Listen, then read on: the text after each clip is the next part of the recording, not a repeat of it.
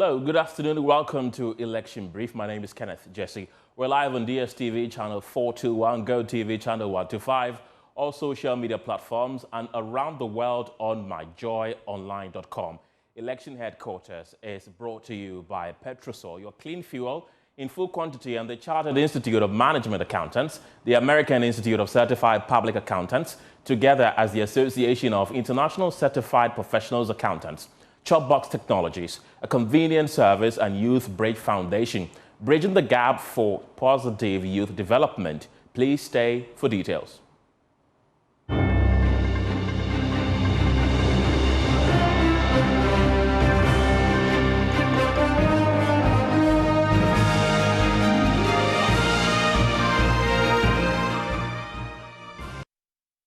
Begin from here as the NDC flag bearer John Mahama is accusing the governing MPP of not telling Ghanaians the truth, as he says the country's economic situation is worse than what the people are being told. Speaking at the launch of the party's national campaign at Tamale in the northern region over the weekend, he said he will not tell lies. He promised constitutional reforms, employment, a national women's bank, and many other initiatives. Maxwell Akbagba has more in this report.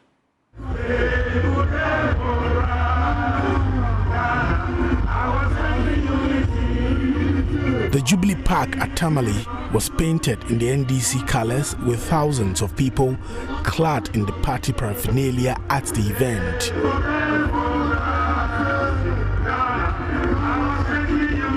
The MC said the party does not only have the men but the women as well. They introduced journalist Shamima Muslim, Dr. Zaneto Jiman Rollins, and many others. It was the first time Shamima was on an NDC stage at a major political event after publicly declaring her support for John Mahama. She said she would vote for the NDC in December. Today our nation is in crisis.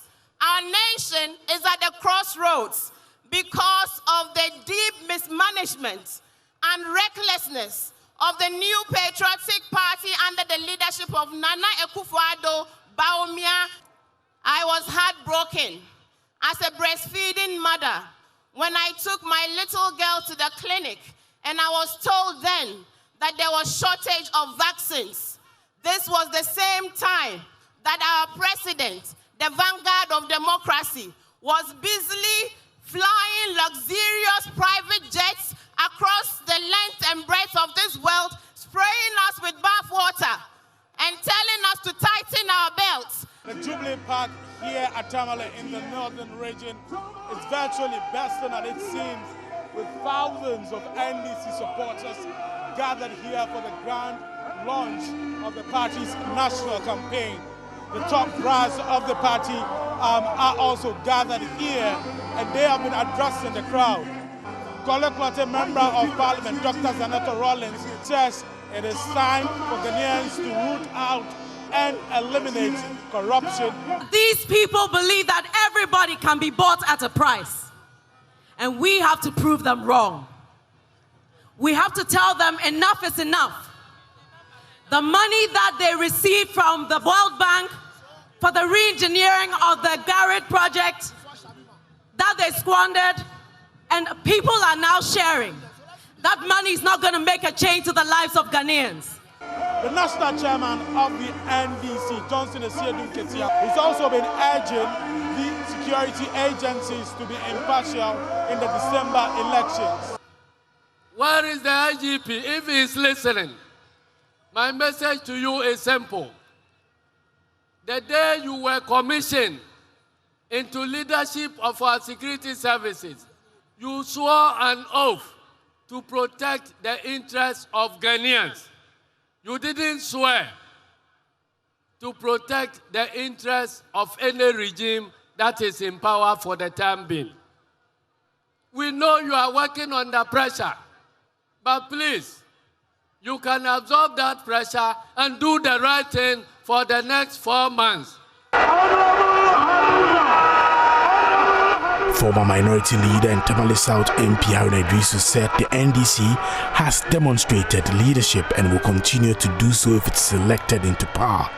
NDC running mate Professor Dana Jane Opukwajiman called on critics to stop comparing John Mahama's administration with the current government. And those who make comparisons, you don't compare unlike things. Don't compare his performance and his achievements with what this current government is giving us.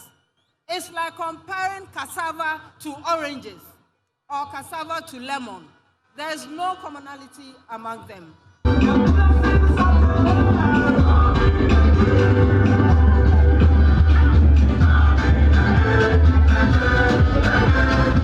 The crowd was raptured into a state of joy when the NDC flag bearer mounted the stage to deliver his speech. Among others, he talked about the future NDC government initiating constitutional reforms, the 24-hour economy, setting up of a national women's bank, providing jobs to the people, and more. My brothers and sisters, it is not going to be easy. The more I look at the figures, the more I look at our situation, it is even worse than what this government is telling us. It's going to take a lot of hard work. And as has been said, one person alone cannot do it. We would need the cooperation of the whole country to be able to lift Ghana back on its feet again. I've been out of government for almost 8 years now. I did my best. I wouldn't say things were perfect, but at least we're making progress. What I can promise you is that I will be truthful to you. I will never tell you lies. I will never tell you things that I can't do.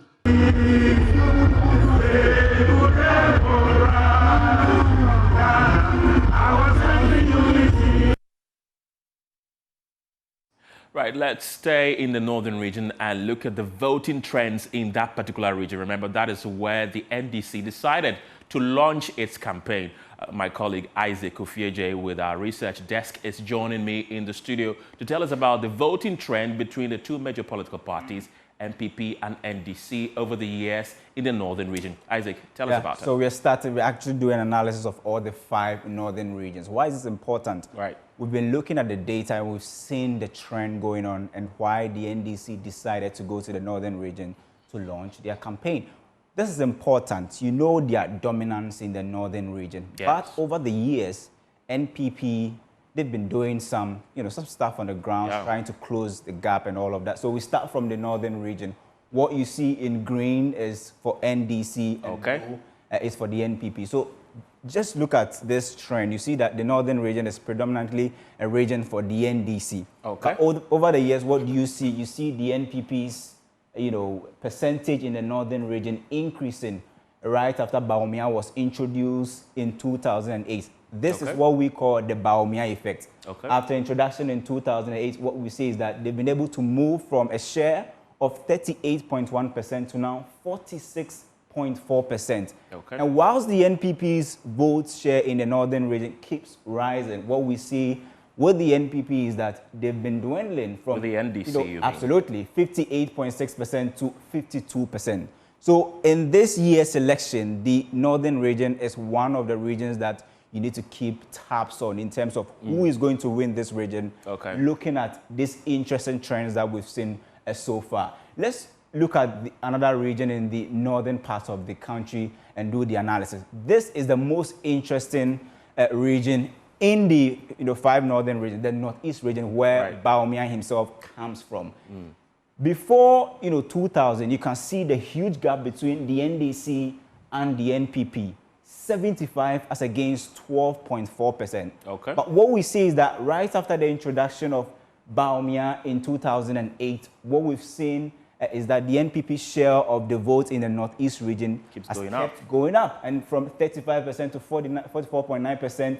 Then for the first time, they won the northeast region in 2016, where they got that landslide, win to come to power. They won by more than 49%, and we saw again in the 2020 election. They moved from 49.4% to 51.4%, where the NDC's vote in the northern region has been dwindling. Just look at it, from 75% in 1996, now we are talking about 47%. That's a huge drop from what was actually acquired in 1996. One thing that's quite interesting also is from 12.4% all the way to 51.4%. 51.4%. So if you go to the Northeast region right now, the most popular political party, depending on what we see here, the results we've seen so far, we can say is the NPP. Why? Because of the man there, the Bawumia effect. Now that's what we are analyzing, and it's the reason why the NDC feels that the northern region is a big hub for them this year. If they want to win this year's election, it's one of the space that they really need to watch in terms of all the 5 northern regions. Okay. Savannah region. Yes. That's where the former president Mahama comes from, right? Yes. Just look at the gap.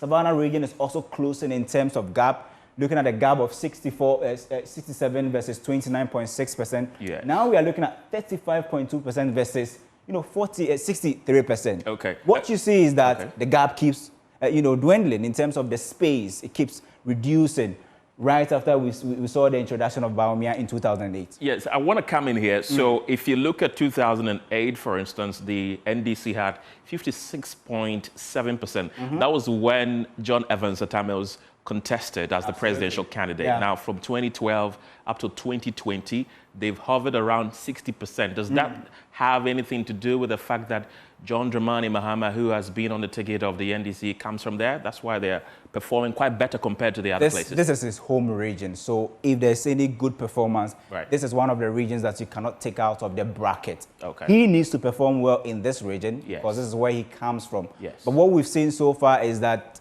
the introduction of Bawumia is also playing a key factor here. Yeah. Just like I said, what we call the Bawumia effect in the northern regions, closing gaps and in some instances, trying to win. But there are still some regions that are still NDC, and the gap keeps increasing. So let's look at those regions as well. And let's look at the Upper East region. The Upper East region is also, predominantly NDC. So amongst all the regions we've looked at so far, Northern is still NDC. Northeast has been flipped by the NPP. Savannah still remains NDC.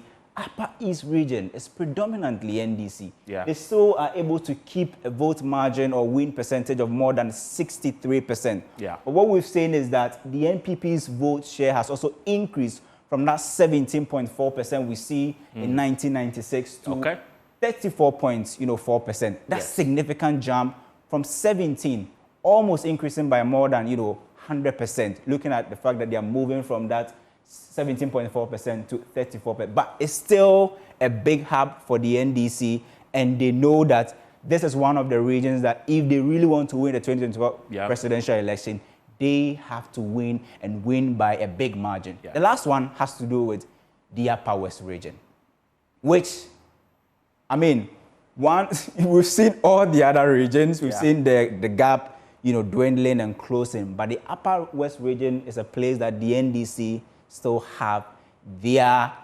strength there. Whatever the Bawumia effects may be, they are still able to open the gap in terms of their vote share versus that of the NPP. But if you compare what we see here, this gap versus this huge gap in 1996, you can see that the gap has actually dwindled. Now we are talking about 67.4 versus 29, almost 30%. And this year, two northern, candidates, all of them from the north, right?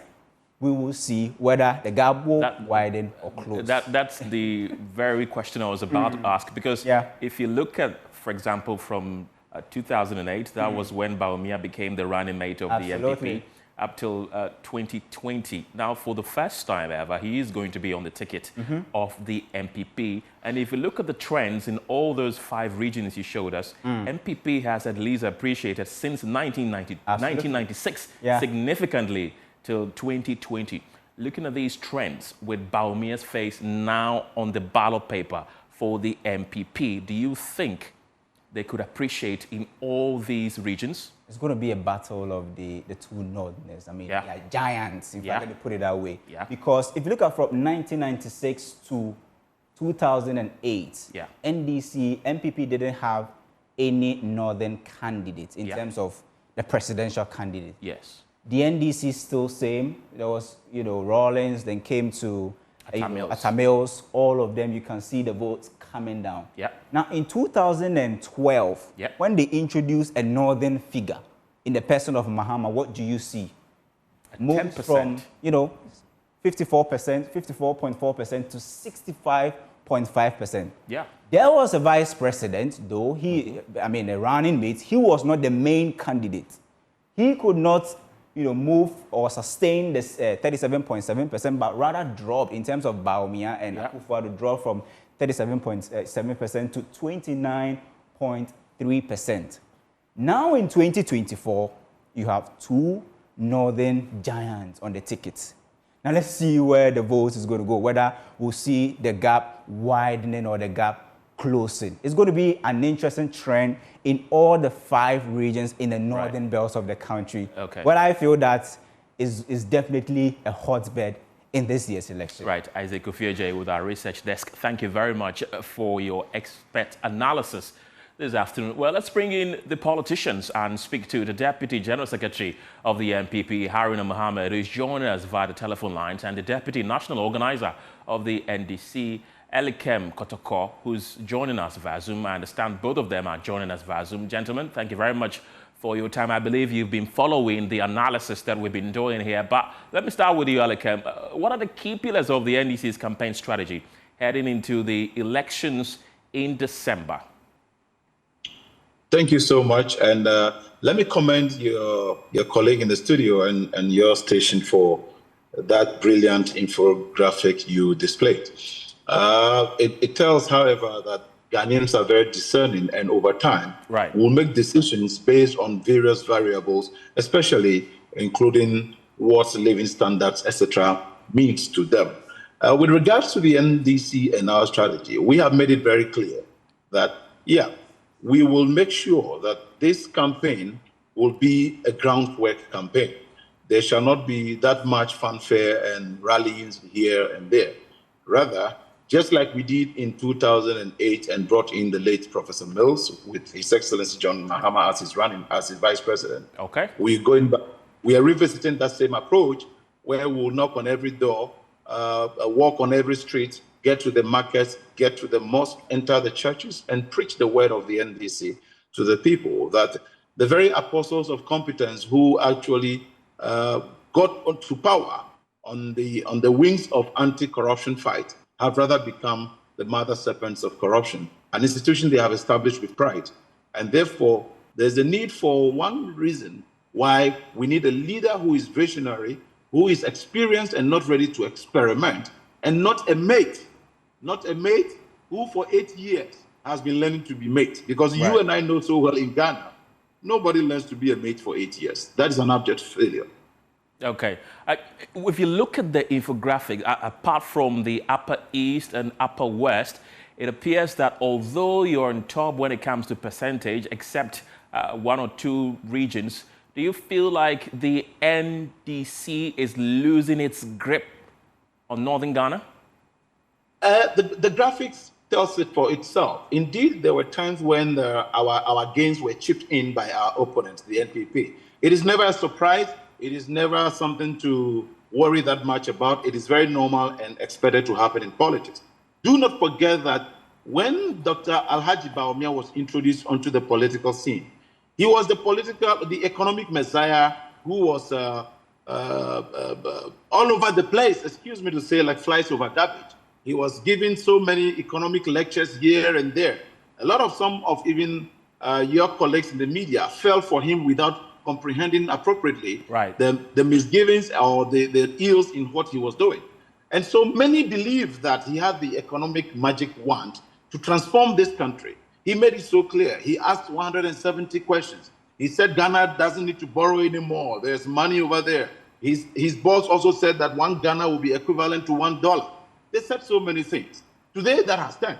And so when you see things turning this way in 2014 or 2016 and 2020, don't forget that it is the reason why in 2020, their fortunes also dropped drastically. And when we speak of the legislature now, it is actually a 50-50 issue. That tells you that many who believe in them and the messages they carried along have now realized that they were deceived, They were only speaking good, big grammar, but they do not have the men to solve the problem. Today, they are quick to say that it's a global challenge. It's a global challenge, and you are still going to other countries who were also affected to help you resolve your matter. All right. As we speak, for instance, lastly, for instance, the bank's non-performing loan has surged to 24.1% from 18.7%. These are worrying concerns for people in the business sector. Okay. If you get to find out that 91 out of 307 ambulances are in mechanic shops and have become defective, then there are reasons for us to worry. Okay. So the Ghanaian now can be very discerning to realize that, a lot of the things the MPP said, they could not deliver on them. And there's a need to trust somebody who is not only visionary and nation builder, but very honest and sincere with the Ghanaian. Elikem, I'll come back to you, but let me bring in Haruna Mohammed of the New Patriotic Party. Thank you very much for joining me. I believe you've monitored the campaign launch of the NDC over the weekend, where its flag bearer, John Dramani Mahama, said things like he's not going to lie to Ghanaians and that 4 years is enough to reset the country. Now, in what ways does the MPP believe its current governance approach is superior to the NDC's proposed policies? Thank you very much. I've listened to my brother, and I've also listened to the analysis that you have put out there. Right. My brother seems not to understand the analysis that you have put, and to say that it is showing that Ghanaians are discerning. If he was a political watcher and data analytic so much, he would have been very much worried about the analysis that you have done. He said that we had reached in 2020. If you look at the analysis, clearly it doesn't show. Your analysis has shown the trend. This is what we call the trend analysis. Your analysis has shown the trend from previous elections up to date, where the MPP has continued to make gains whilst the NDC loses. Whilst we make gains, the NDC loses votes. And that also eats into the percentage grounds that each political party holds. For the record, let me tell him, in 2020,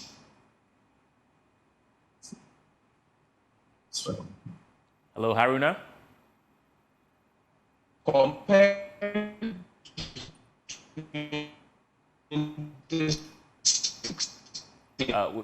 we seem to be having some technical challenges connecting with Haruna Mohammed. Okay, unfortunately, we've lost Haruna there, but do we still have Elikem Kotoko on the line? Right, we're trying to get both gentlemen on the line. Let's try once again and speak to Haruna, who was on the floor. Haruna, hello? Can you hear me now? Is it better? Yes, I can hear you. Can you hear me? Yes, please go ahead.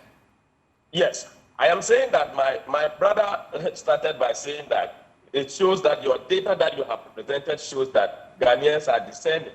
I am saying that I think he has not appreciated the analysis that you have done over the period using this particular trend analysis. Okay. And your analysis shows how the MPP has continued to make gains in the northern region.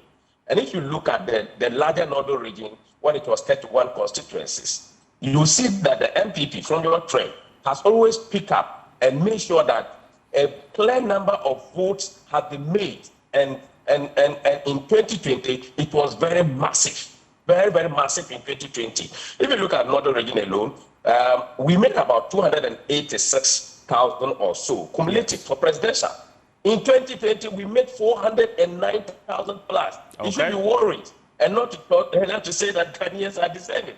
If out of that, put the 31 constituencies together, we have 16 constituencies as we sit, as compared to 15 for the NDC. So if for this reason he's looking at the data and saying that Ghanaians are discerning, then I'm very pretty sure that analyzing data has become very defective when it comes to that. And I heard about the discussion of driver maintenance. If a failed driver as compared to a competent mate, you don't come and sit down and talk about you don't need to try. Who are they trying? The point is that somebody has failed. Right. Abysmal. Okay. John Mahama has remained the very most incompetent and clueless president that we had. He has been dismissed as a president. He has been dismissed as a former president. And you think that he's the best person that can govern this country. Gentlemen, I want to thank you very much for your time. That is Haruna Mohammed of the NPP. And earlier you had Elikem Kotoko of the NDC. That's how we wrap up today's edition of Election Brief. My name is Kenneth Jesse. For more news, you can log on to myjoyonline.com. Bye for now.